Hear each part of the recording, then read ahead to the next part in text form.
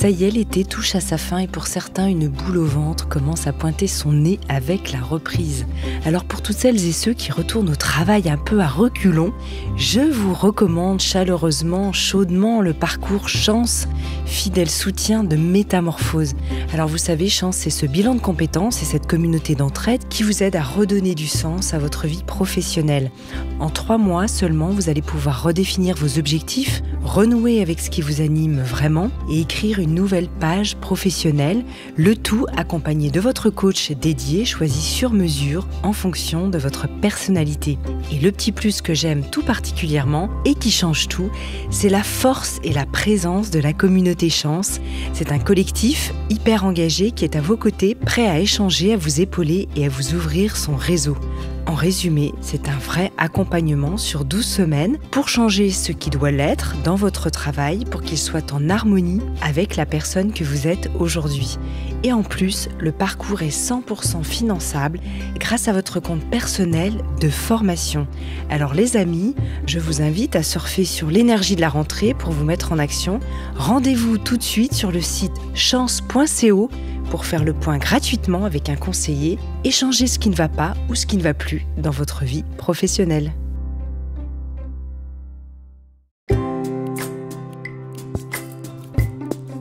Bienvenue dans le Best-of Métamorphose, une série spéciale qui vous permet de découvrir ou de redécouvrir les épisodes les plus écoutés de Métamorphose.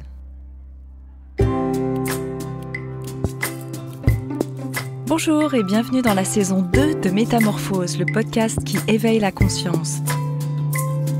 Je suis Anne Guéquière, fondatrice du magazine Féminin Bio, auteure et éditrice de projets engagés pour un nouveau monde. Chaque lundi, dès 7h, nous partons ensemble à la découverte d'un sujet lumineux avec une personnalité qui porte une voix d'éveil des consciences.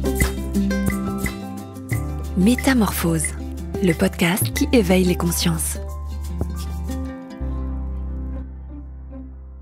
Connaissez-vous une voie qui regroupe des sagesses ancestrales comme l'astrologie, les chakras, la kabbale et le hiking, et contemporaines comme la génétique et la physique quantique ? Moi oui, je l'ai découverte il y a une dizaine d'années et elle s'appelle le design humain, Human Design en anglais.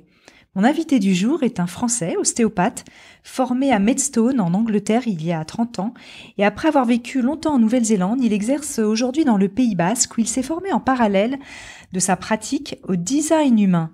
Il propose aujourd'hui à distance ou en direct des consultations personnalisées de thèmes en design humain, cette voie qui nous révèle notre plan de conception émotionnelle, psychologique et énergétique.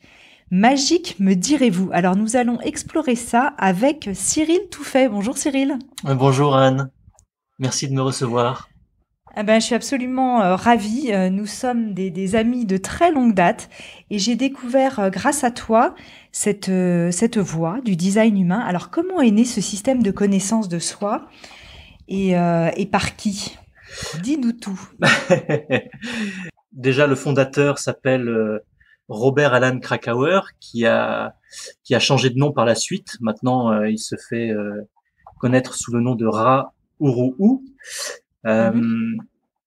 Donc c'est un Canadien qui avait une vie assez tranquille, hein. Il avait des enfants, une femme, musicien dans l'âme et surtout au niveau de sa carrière, il était dans le monde des affaires, surtout dans la publicité. Il a été éditeur de magazines aussi et producteur de médias. Il a tout quitté dans les années 80, début des années 80. Il a décidé de tout quitter, ce rythme un petit peu effréné, hein, qui lui convenait plus. Donc il a déménagé en Espagne, sur l'île d'Ibiza. Et là, il a eu une expérience assez incroyable. Alors c'est quelqu'un qui était assez cartésien, hein, donc comme il le dit, l'expérience de canal qu'il a eue, ça a duré 8 jours et 8 nuits, où il a dû transcrire des informations qui lui ont été transmises par ce qu'il appelle la voix. Alors pour les auditeurs qui sont intéressés, il y a une vidéo sur YouTube qui s'appelle Encounter with the Voice, où il raconte justement cette expérience qui était assez traumatisante pour lui en fait. Ça n'a pas été quelque chose de joyeux et de révélateur au départ. Il n'a pas su trop que faire avec cette information. Finalement, il a commencé à l'utiliser et à en discuter avec ses proches. et il en a vu tout l'intérêt et surtout tout l'impact que pouvait avoir cet outil. Donc voilà, cet outil du design humain est né comme ça, donc un petit peu particulier quand même, hein, c'est pas c'est pas courant. Cet outil, en fait, était empreint de plusieurs voies, c'est ça, mais qu'il ne connaissait pas spécialement, lui, au départ. Absolument. Ouais, absolument. Lui, en fait, il a juste transcrit, il a été un canal hein, pour cette information qui lui a été transmise. Et en fait, cette information, c'est vraiment une synthèse en fait hein, de différentes sagesses ancestrales comme l'astrologie, comme tu disais tout à l'heure, hein, les chakras, la kabbale, le I Ching, et plus contemporaine, donc physique quantique, la génétique, la biochimie. Donc c'est une synthèse de tout ça, dont lui a reçu une information particulière de transmission, c'est-à-dire que avec des données de naissance, on arrive à avoir un schéma corporel. Donc ce schéma corporel, je pense que tu as donné l'information où les gens peuvent potentiellement visionner ce schéma corporel. Oui, on publiera à quoi ressemble un schéma corporel, puis on va revenir longuement dessus pendant l'interview. Hein, oui, exactement. Oui. Donc, et ce schéma corporel, en fait, on va l'analyser. Et on va l'analyser pour donner aux gens, en fait, aux personnes qui sont intéressées, une meilleure connaissance de soi et de compréhension de soi, et surtout de ces modes de fonctionnement très précis. C'est vraiment... on appelle la science de la différenciation, c'est pas pour rien, c'est parce qu'elle donne justement des éléments uniques sur notre mode de fonctionnement. Alors c'est un système assez logique hein, et assez mécanique en fait. Il n'y a pas c'est pas basé sur des croyances ou quelques religions. Hein. C'est vraiment un système très logique et qui met en lumière notre énergie vitale, ce qui nous anime, mais aussi surtout nos conditionnements. Donc ça permet de nous libérer de nos conditionnements et donc de vivre en tant que soi finalement. Ça reste effectivement un guide, un calque, hein, comme peut l'être un thème astrologique ou par exemple la voie de l'énéagramme dont on a parlé aussi dans ce podcast, oui. qui sont des voies de connaissance de soi pour mieux. Alors je précise que ce n'est pas un système de prédiction de l'avenir, hein, pas du tout. Non. Ça fonctionne pas comme ça et que l'école de référence est International Human Design School en Californie. Oui. Et que c'est une voie qui existe depuis, tu disais, une trentaine d'années, hein, c'est ça ? C'est ça. Il a commencé à faire les enseignements il y a à peu près une trentaine d'années. Ouais. Ouais. Lui, il est décédé maintenant. Hein. Il est décédé depuis 9 ans. Il est décédé en 2011. Donc, c'est plus possible de suivre ses enseignements. Il a aussi été très... En fait, il a voulu transmettre oralement ces enseignements-là et il était un petit peu réticent à l'idée que différentes personnes ou ses étudiants puissent écrire des livres ou des ouvrages sur son enseignement. Il était vraiment très pointu sur le fait que l'enseignement était avant tout transmission orale. D'accord. Et pourtant, il existe des livres très précis sur le Human Design. Alors, il y a un livre que moi je recommande, hein, c'est le livre de référence du design humain, qui s'appelle justement le livre de référence du design humain, la science de la différenciation, et ça a été écrit par Linda Bunnell, avec l'autorisation justement de Ra. Et c'est vraiment le livre de référence. On le trouve aussi bien en français qu'en anglais. Très bien. Chez quel éditeur, peut-être, on mettra les références également. Ariane. Oui, chez Ariane Édition. Ok. Alors, ce qui est important aussi de préciser, c'est que le design humain n'est pas un cadre qui fige, hein, comme un système non évolutif. Parce qu'on pourrait se dire, finalement, il y a une forme de déterminisme, c'est-à-dire que évidemment, on va passer en revue les différents types et du design humain pour que chacun puisse voir un petit peu dans quel type il pourrait se trouver, plus précisément. Mais c'est tout à fait évolutif. Hein. Alors pour moi, oui. Alors c'est vrai que c'est comme tout outil, hein, il y a quand même un cadre, une structure. Mais en fait, ce qui est intéressant avec le design humain, je trouve, c'est que c'est exactement l'inverse d'un système non évolutif. C'est-à-dire que forcément, cette structure-là, c'est l'être, on va dire, qu'on peut être, ou dans sa perfection, ou alors forcément, c'est ce vers quoi on va tendre. On n'est pas ça. On n'est pas ce schéma, on représente pas ce schéma corporel. On n'est pas lorsqu'on est né, forcément, on est influencé par nos parents, hein, principalement au départ, ensuite l'environnement proche, donc plus tard les amis.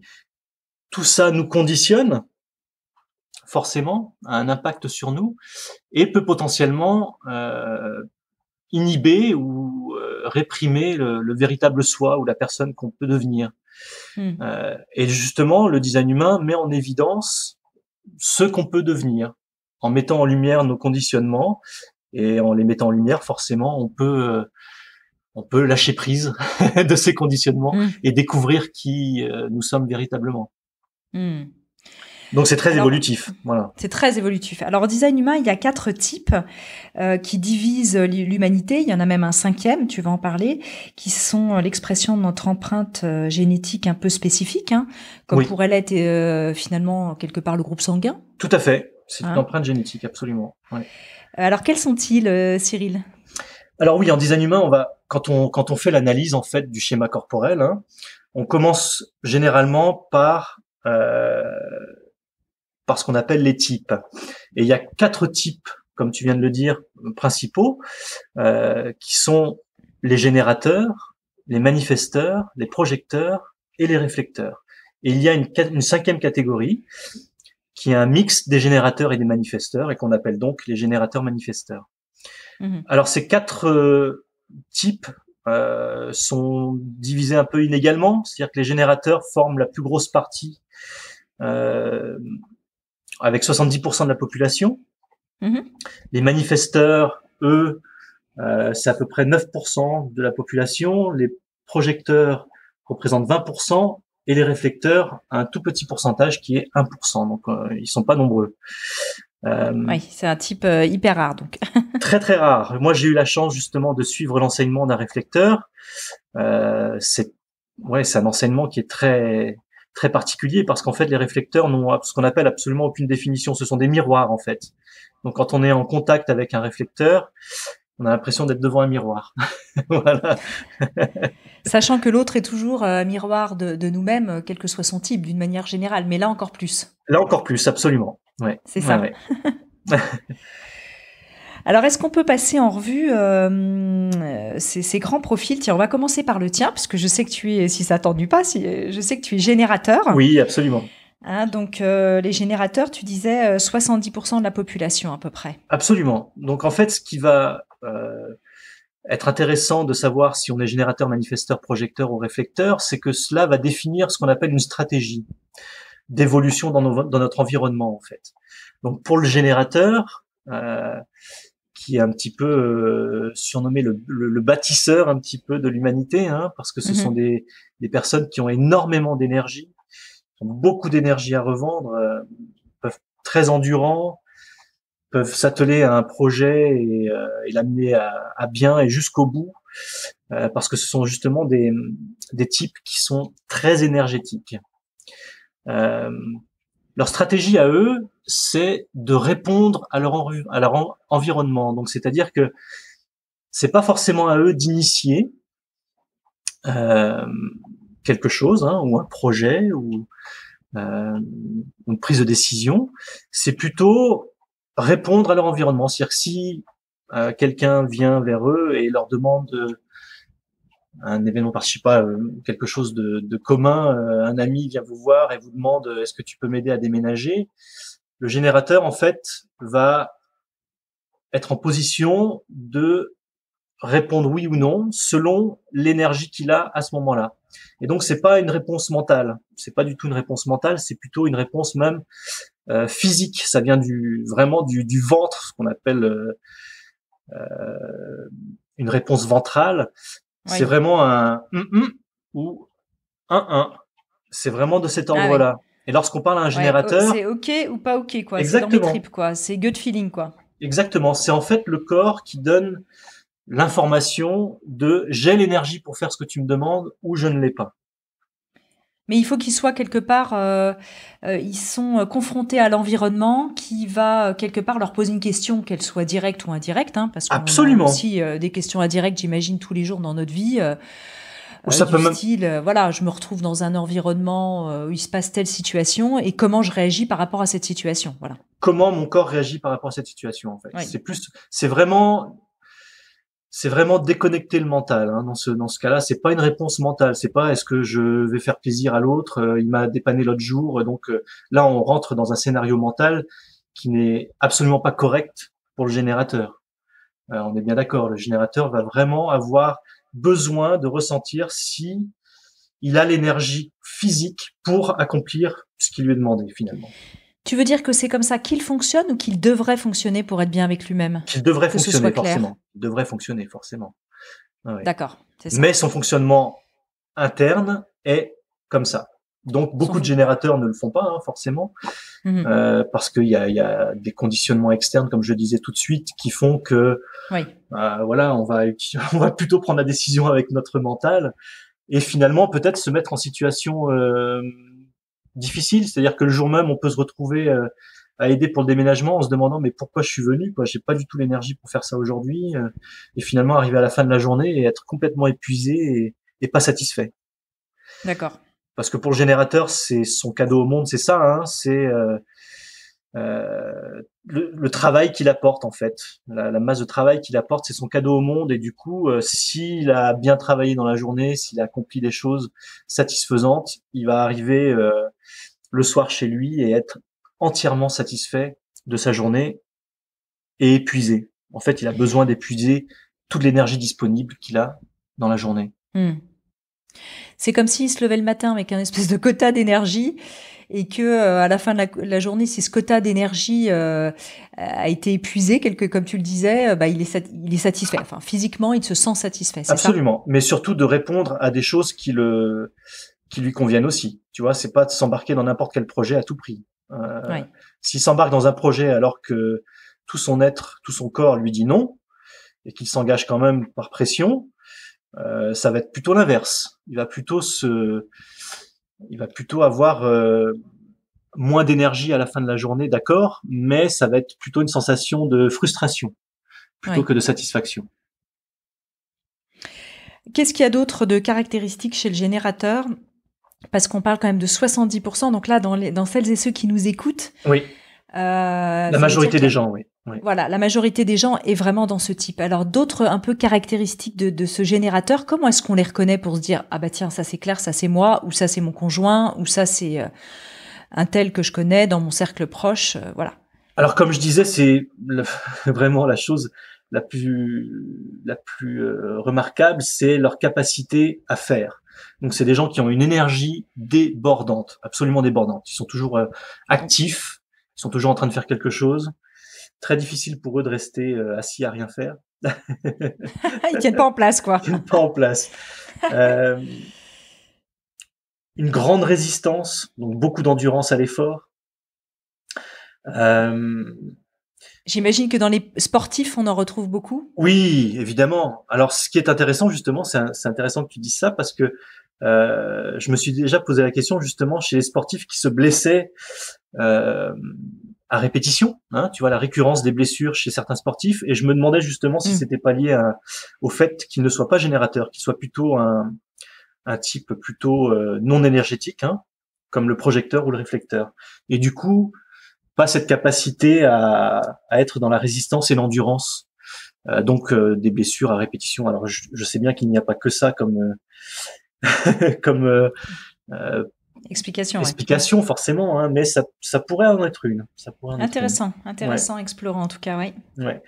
Et puis surtout, le générateur a vraiment une aura enveloppante et chaleureuse. Ce sont des gens très chaleureux, avec qui on a vraiment envie de passer du temps. Ils sont très charismatiques, ouais.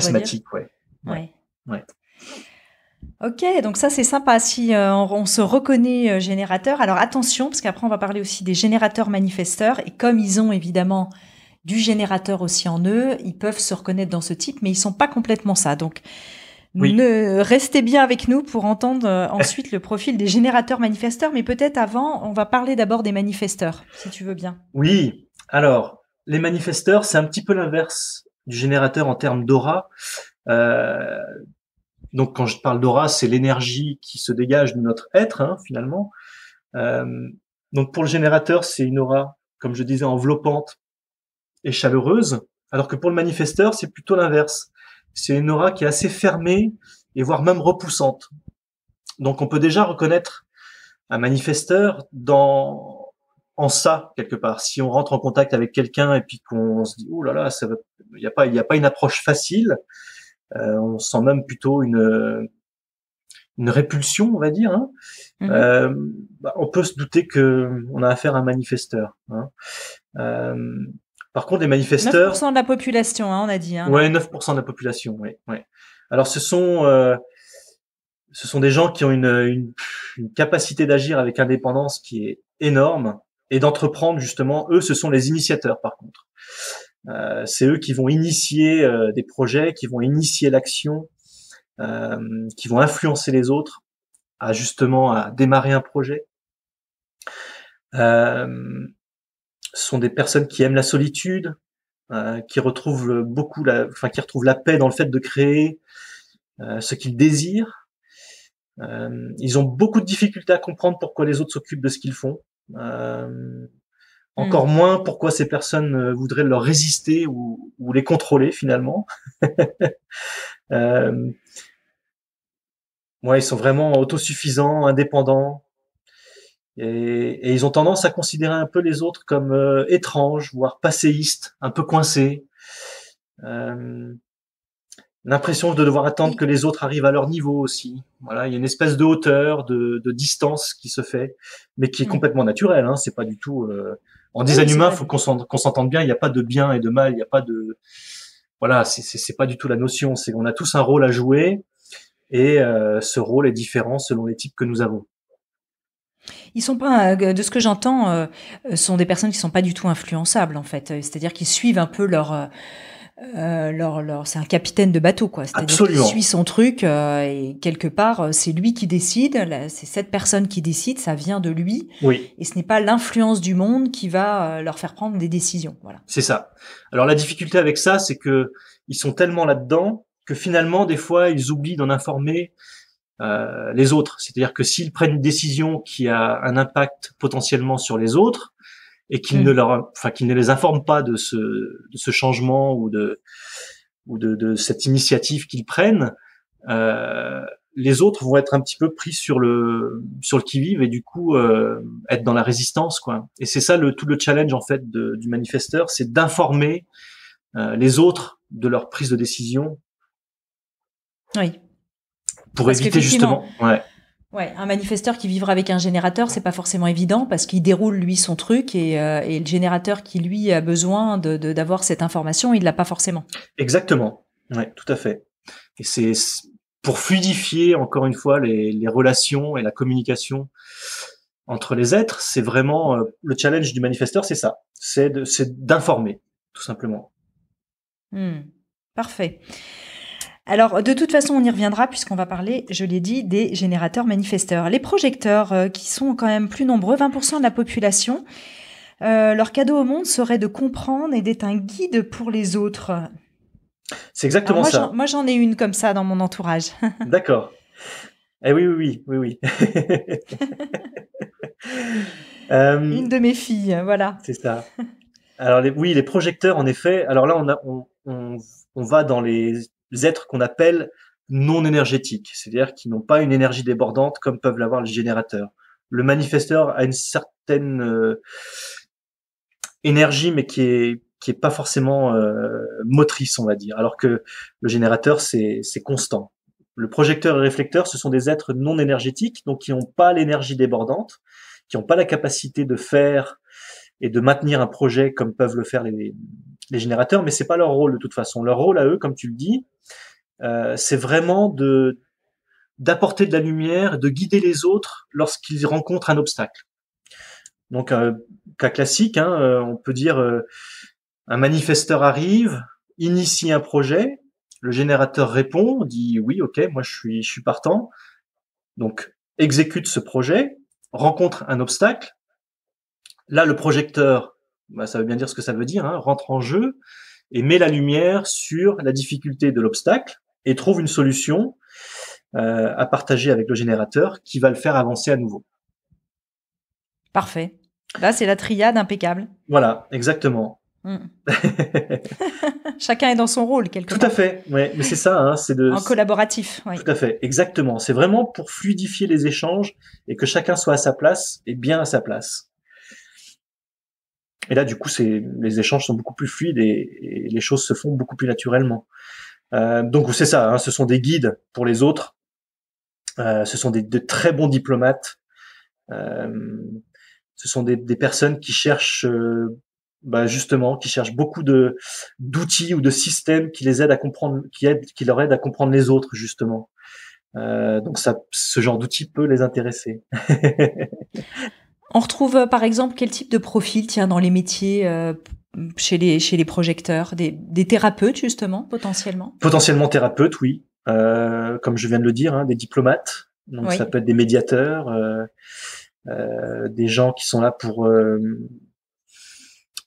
apaiser un petit peu les conflits qu'il peut y avoir. Hein. Donc ça peut être aussi de très bons conseillers dans différentes métiers. Dans une entreprise, ça peut être des gens qui peuvent guider pour mettre à bien un projet particulier. Parce qu'ils peuvent mettre justement en évidence des obstacles ou des choses qui peuvent freiner le projet. Il faut qu'ils soient initiés pour justement remplir ce rôle de projecteur, ou est-ce qu'ils y vont d'eux-mêmes, ils donnent conseil comme ça facilement? Alors très bonne question. En fait, leur stratégie à eux, c'est d'attendre d'être invités pour partager ce qu'ils ont à partager. C'est-à-dire que s'ils arrivent au milieu d'une réunion, ils entendent 2 ou 3 choses qui les fait réagir et qu'ils balancent ce qu'ils ont à partager sans en être invités, on peut imaginer qu'il y aura une résistance de la part des autres. Mais on t'a rien demandé en fait. Qu'est-ce que tu nous racontes là?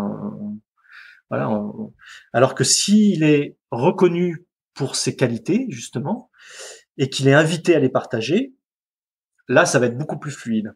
Et du coup, il va être compris, il va être accepté, et ce qu'il a à partager aura beaucoup plus d'impact.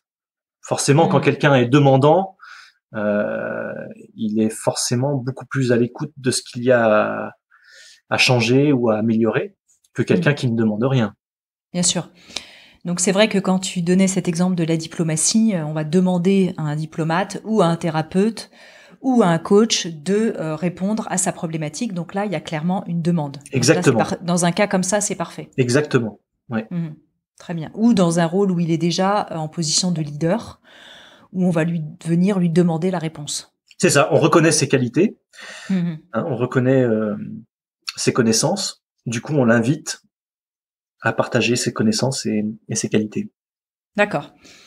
Donc là, c'était quand même 20% de la population. Oui. Est-ce que sur le réflecteur, sur le projecteur, on a fait un petit peu le tour, ou tu voulais ajouter autre chose, Cyril? Bah écoute, non. Alors après, on peut parler aussi de l'énergie qu'il dégage. Hein, le projecteur, en général, c'est ce qu'on appelle une énergie, enfin une aura concentrée et absorbante. Donc, ce sont des gens en fait qui vont scanner leur environnement et qui vont scanner les gens. Ils vont avoir très vite une très bonne idée de d'où en est la personne dans sa vie à ce moment-là. Et l'environnement aussi dans lequel ils sont. C'est vraiment des scanners en fait. Hein.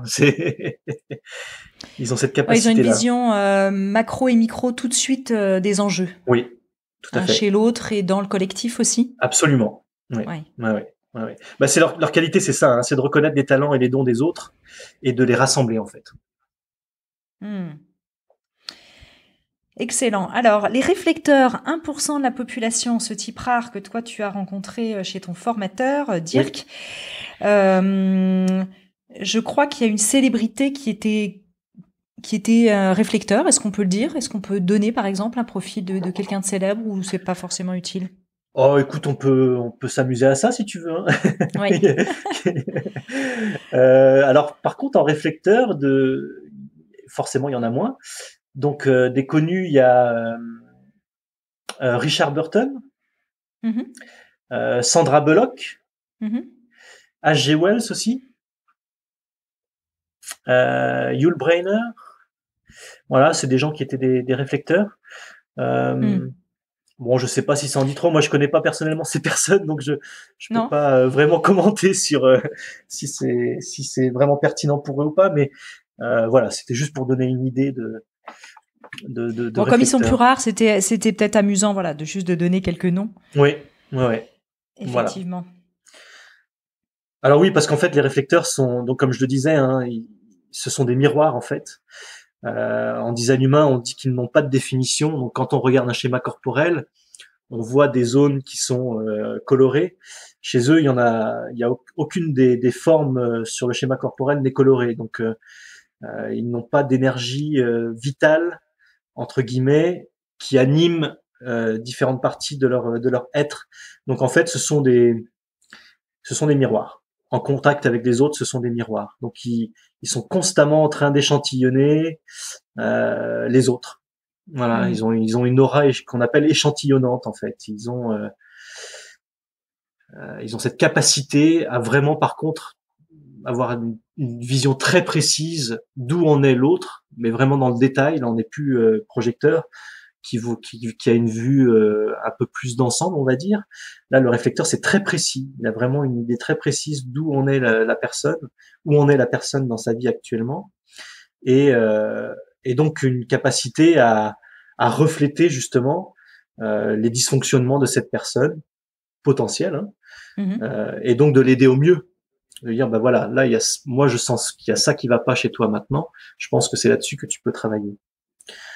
Voilà, moi, en contact avec lui, ça a été assez pertinent parce que c'est tout de suite mes dysfonctionnements sont mis en évidence finalement, et mes conditionnements sont mis en évidence. Donc là, il n'y a pas d'échappatoire, quoi.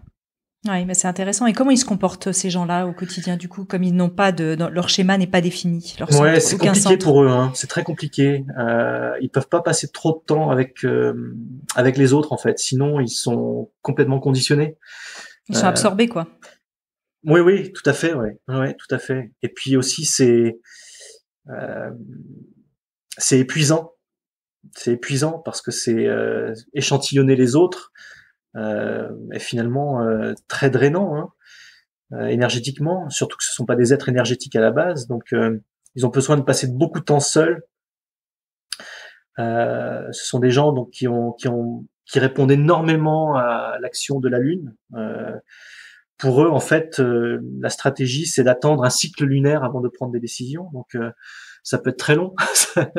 Ça peut prendre un mois pour eux avant d'avoir une décision claire par rapport à des choses importantes. Hein. On parle pas juste par exemple, de ce que tu vas manger ce midi, mais de grandes décisions pour eux à prendre dans leur vie. C'est vraiment, ça prend du temps. Voilà, ça peut prendre tout un cycle lunaire. D'accord. Donc c'est bien de le savoir parce que comme c'est un type qui est rare et particulier, c'est vrai que si vous connaissez ou si vous vous reconnaissez dans ce type-là, bah, c'est bien de le savoir pour apprendre peut-être un peu mieux comment composer avec ce type finalement. Absolument, ouais, absolument. Et surtout de respecter leur espace parce qu'ils ressentent tout, ils amplifient tout en fait. Hein. Ils amplifient absolument tout et ils reflètent tout. Donc oui, c'est très intéressant, mais pour eux épuisant. Donc, et plus atypique. Et plus atypique, oui. Ouais. Dans le type de métier, justement, réflecteur, bah, c'est bien d'être, de penser, d'être de son côté, tu disais, donc d'être plutôt indépendant, autonome. Oui, pareil, hein, indépendant, autonome, passer beaucoup de temps seul, ça c'est important. Alors après, dans les métiers, ouais, c'est délicat. Hein. Je sais que Dirk a été pendant très longtemps à travailler avec dans le domaine humanitaire, donc justement dans des zones ou des régions où il y avait besoin d'apporter un peu plus d'humanité, on va dire, parce que justement ils ont cette sensibilité-là aussi. Hein. Ils ont cette sensibilité d'injustice quelque part. Ouais, empathie, compassion. Ouais. Forcément. Et donc leur rôle, c'est un petit peu d'essayer d'apaiser les choses, de trouver des solutions pour rendre les choses plus paisibles. Ouais. Et puis notre cinquième type, qui n'est pas dans les quatre grands profils de départ, enfin dans les quatre types de départ, et qui est quand même un cinquième. Oui, pourquoi en fait? Pourquoi ce type à part, générateur manifesteur? Alors c'est une bonne question, mais je n'ai pas vraiment la réponse. C'est juste un type qui fait partie intégrante des types que l'on peut retrouver, hein, comme les générateurs Oui, qui est mixte, manifesteurs. hein, voilà. Mais c'est un mixte, voilà. C'est un mixte des générateurs et des manifesteurs. Euh, Générateurs manifesteurs, en fait, sont surtout et avant tout des générateurs. Voilà. Malheureusement pour beaucoup d'entre eux, ils pensent ou ils agissent souvent comme des manifesteurs. Et c'est ce qui peut les mener à des certaines difficultés. Alors leur particularité, hein, c'est que ils peuvent mettre en action très rapidement des projets, des initiatives. Ils voient les différentes étapes à accomplir très rapidement aussi dans ce projet, et ils peuvent les réaliser beaucoup plus vite que la majorité des autres types. Par contre, le danger avec ça, c'est qu'ils ont tendance à parfois brûler les étapes. C'est-à-dire que dans la rapidité de l'action, ils oublient des petits détails ou des choses qui peuvent avoir leur importance. Donc du coup, ça leur fait revenir sur leurs pas, et ils doivent réaliser à nouveau cette étape qui a été manquée un petit peu. Donc ça peut créer beaucoup de frustration. Je pense que voilà, le générateur manifesteur peut se reconnaître dans ça, c'est-à-dire que avoir tendance à brûler des étapes et à devoir revenir justement sur des choses qu'ils ont un petit peu qu'ils ont passé rapidement, et du coup un petit peu raté, revenir dessus et donc expérimenter la frustration. Ça, ils ont une grande impatience en fait. C'est pour ça qu'ils vont très vite, hein. Comme ils voient tout très vite et très rapidement, euh, ouais, il y a une grande impatience qui est présente. Donc avant tout pour eux, c'est vraiment de ralentir. Il y a vraiment, il y a vraiment cette notion-là, quoi. Ouais, il faut vraiment Tiens, ralentir. c'est marrant, je ne vois pas du tout de quoi tu parles. Non, mais je m'en doute. Voilà, donc c'est vrai que en fait, ce qui est génial dans ce profil, c'est qu'il y a cette capacité à initier et en plus à faire. Hein, Oui, absolument. C'est fabuleux. donc c'est non seulement je peux le créer, mais en plus je peux le mettre en œuvre. Oui, Mais attention, dans cette possibilité un peu de tout faire, de pas forcément prendre tout ce qui se présente aussi. oui, oui, oui. De passer à côté des choses finalement, hein, de passer à côté de qui peuvent paraître des détails au départ, mais qui finalement Mm. ont leur importance. Ouais. Donc c'est important pour eux de vraiment ralentir. Mais c'est leur gros challenge. C'est très difficile pour eux de ralentir. Alors si on parlait de générateur tout à l'heure très actif, alors là, générateur manifesteur, c'est puissance 10, quoi. C'est bip bip là, Speedy Gonzalez quoi. Ouais, et la Ok. grosse différence entre le générateur, par contre, et le générateur manifesteur, c'est que le générateur, une fois qu'il est engagé dans un projet, même si c'est pas le bon, il va aller jusqu'au bout. Il va aller jusqu'au bout des choses. Il a beaucoup de mal à, à faire machine arrière ou à s'arrêter dans un projet. Il va Alors que faire volte-face quoi. Mhm. exactement, alors que le générateur manifesteur, lui, a cette possibilité-là, justement. Énergétiquement, il peut dire à un moment donné, bah non, ça me convient plus, j'arrête. Voilà, je fais autre Mm. chose. Et puis c'est aussi des personnes qui ont besoin d'aller au lit avant d'être complètement épuisées par rapport au générateur qui lui peut aller se coucher épuisé. Le générateur manifesteur, ils doivent aller au lit avant d'être épuisés en fait. Et ils peuvent par contre continuer à travailler au lit, hein, c'est-à-dire ils peuvent lire, regarder la télé ou faire autre chose jusqu'à ce que finalement, petit à petit, l'énergie s'épuise et ils s'endorment. Ils peuvent même s'endormir avec, voilà, c'est souvent des gens qui s'endorment avec le livre sur eux ou Mm. c'est ça. La lumière s'éteint progressivement. C'est ça, d'accord. Alors là, comme avec les autres types, on a dépassé nos pourcentages. Les générateurs manifesteurs, ils sont nombreux puisqu'ils appartiennent aux deux. Alors en fait, ils font partie du groupe des générateurs, hein, donc Oui, qui est 70% de la population. Et dans ce groupe-là, donc il y a les générateurs qui font à peu près 35% et les générateurs manifesteurs qui en font 35 autres pourcents. Voilà. d'accord. Donc ils font partie du groupe des générateurs.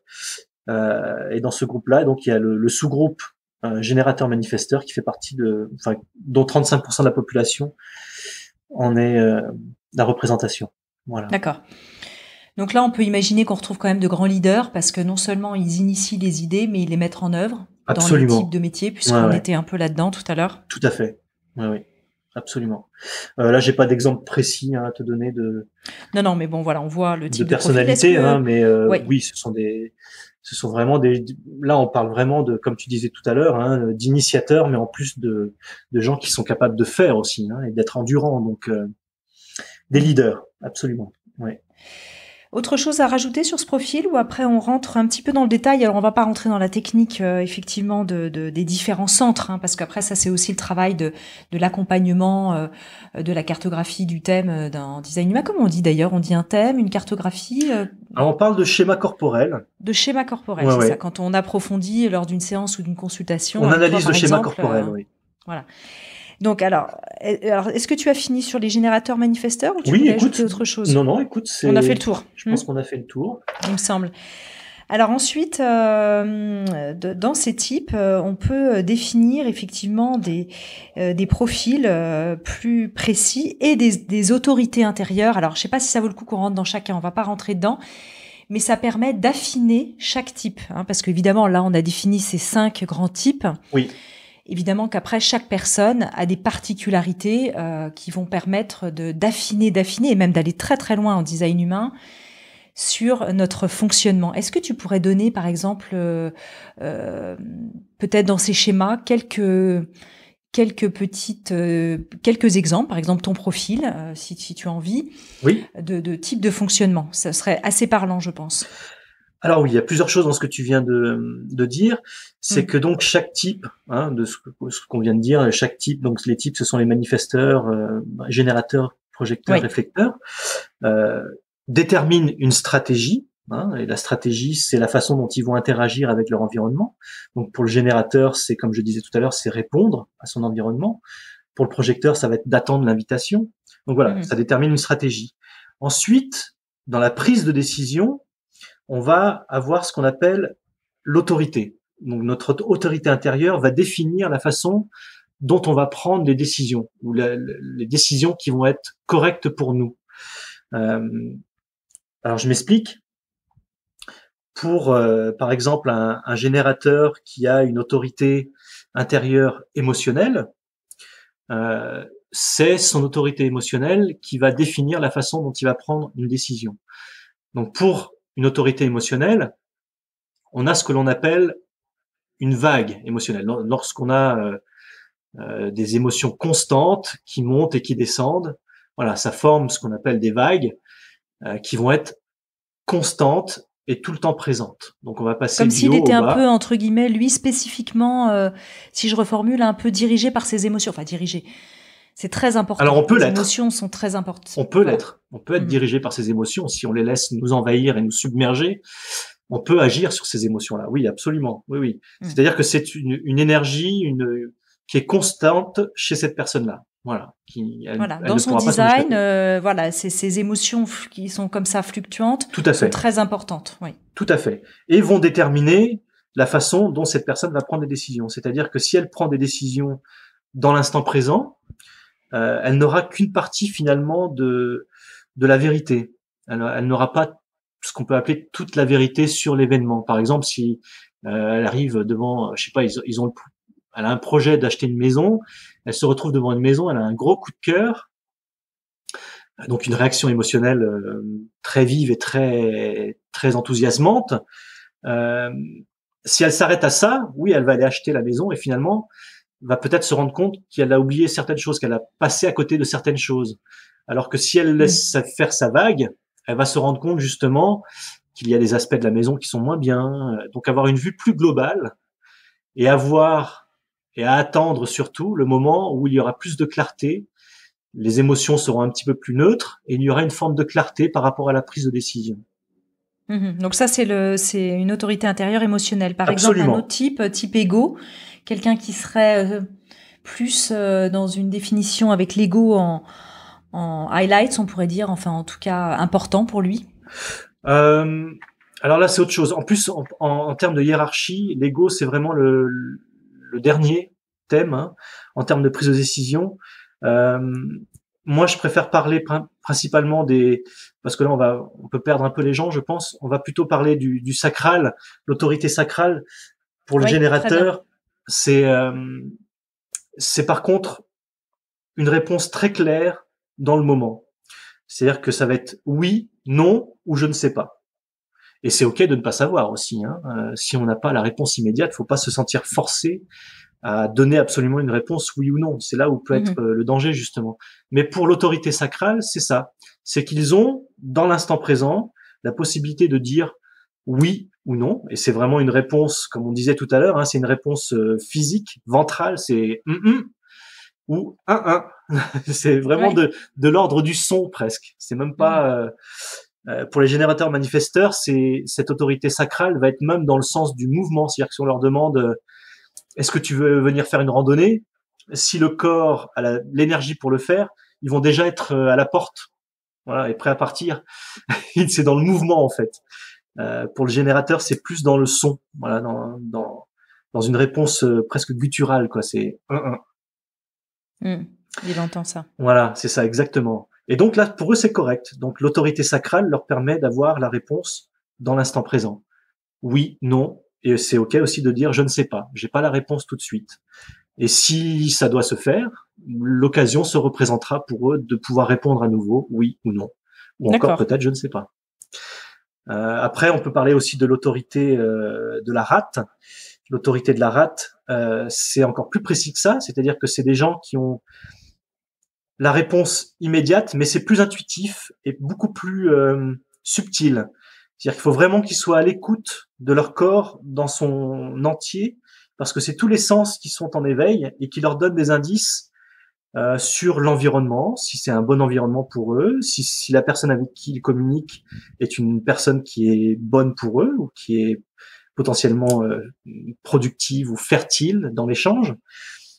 Donc pour eux, c'est vraiment ça, c'est être attune à ce que leur corps leur transmet en termes de sens. Voilà, je sais pas si c'est assez clair, mais c'est vraiment ça, c'est très subtil en fait, mais c'est vraiment basé sur l'intuition dans le moment présent. Ils ont la vérité dans l'instant présent.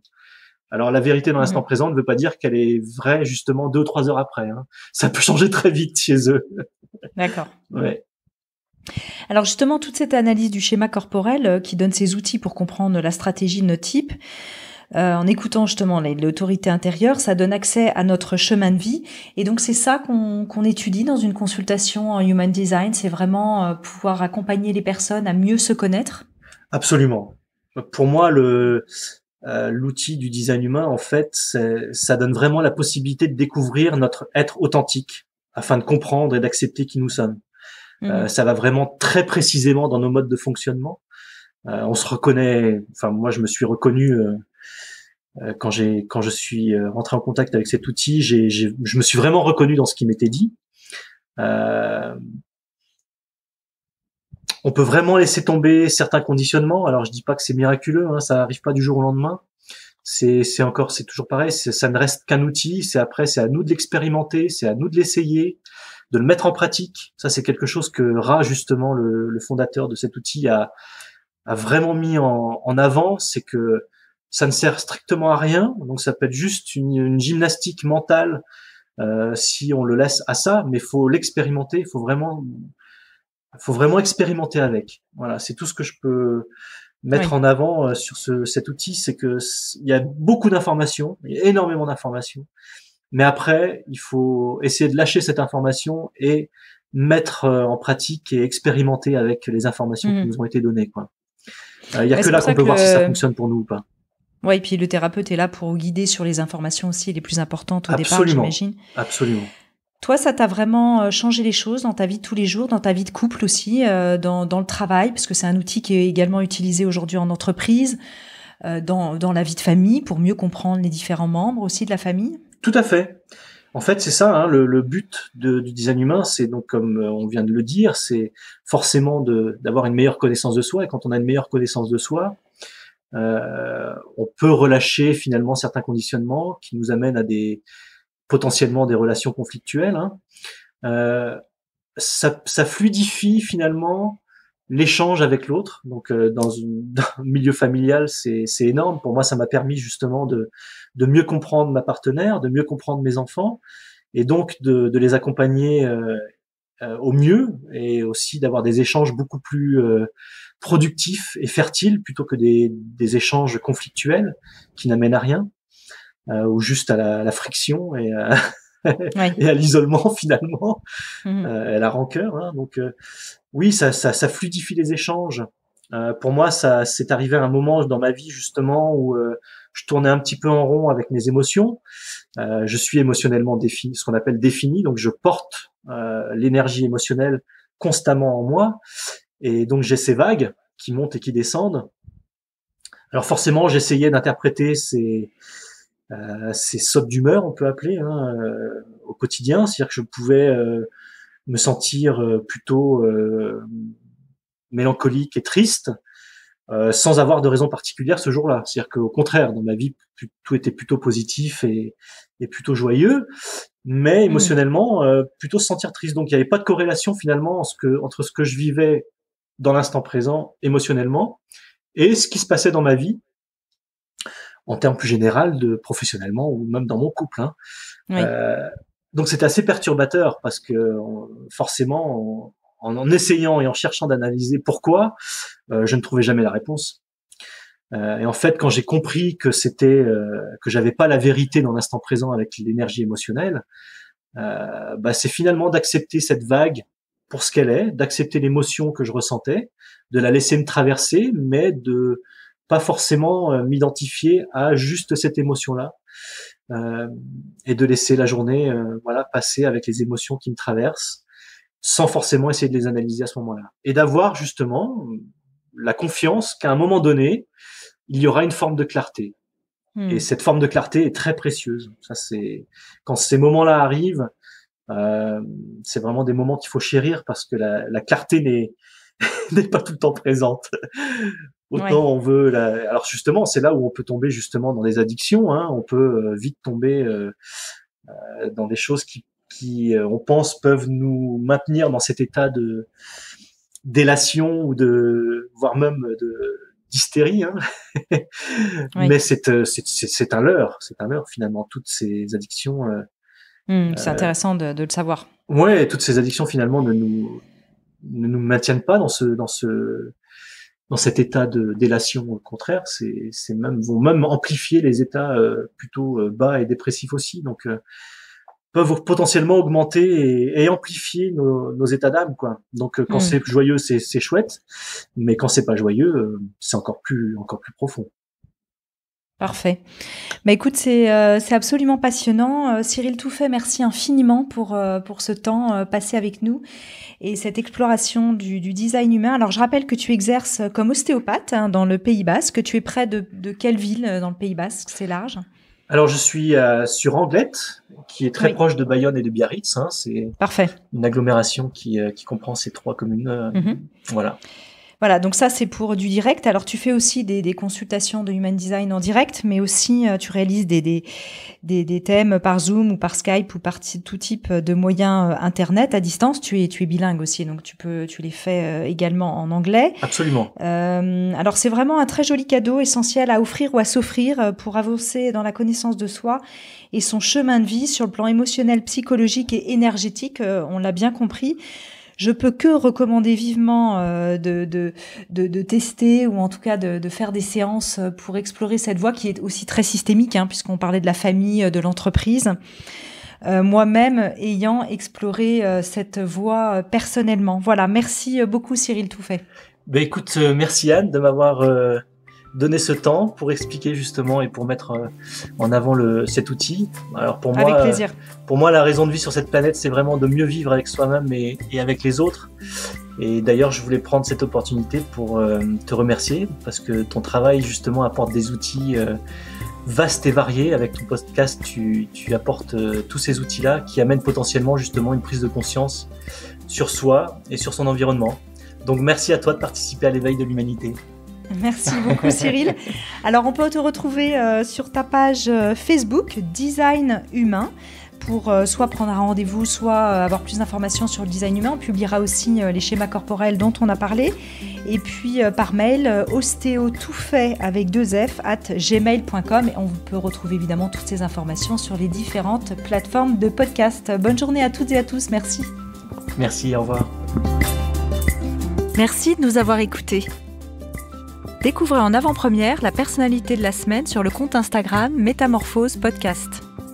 Si vous aimez ce podcast, favorisez sa diffusion en lui donnant 5 étoiles sur Apple Podcast ou sur votre plateforme de podcast préférée. Et surtout, abonnez-vous pour suivre tous les épisodes gratuitement. Métamorphose, le podcast qui éveille les consciences.